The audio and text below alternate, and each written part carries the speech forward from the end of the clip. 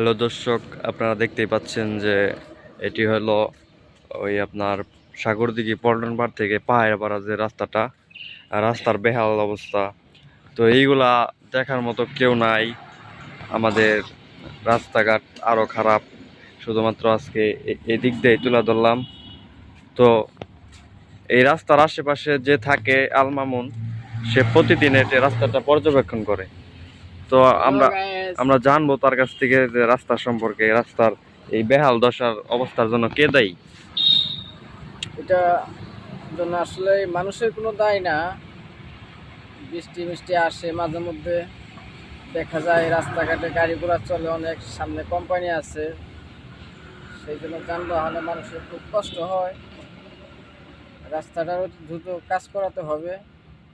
তো যাই হোক, একা কোনো কিছু দিয়ে হবে না, দু চারজন মানুষ সবাই একমতে থাকতে হবে।